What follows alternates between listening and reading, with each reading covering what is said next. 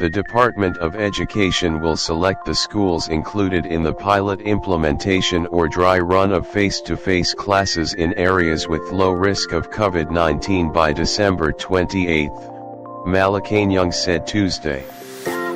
During the 49th Cabinet meeting on Monday night, President Rodrigo Duterte approved the dry run of classes in select schools with low COVID-19 risk for the whole month of January 2021.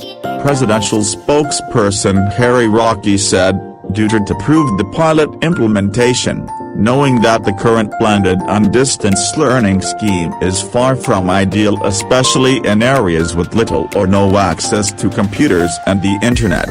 Because we know the current blended learning scheme is far from ideal and the most ideal is face-to-face, so we're trying to see if we can live with the virus and we will find out if it can be done, especially in areas with no COVID-19, Roque said in a palace press briefing.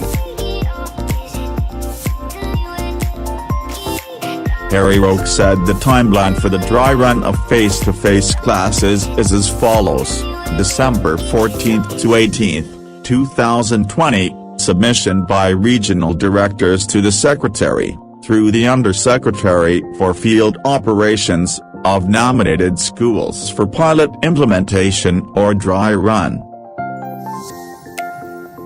December 28, 2020, selection by the Secretary of Pilot Schools from among the nominated schools, January 4th to 8th, 2021, orientation, mobilization, and readiness confirmation of selected pilot schools.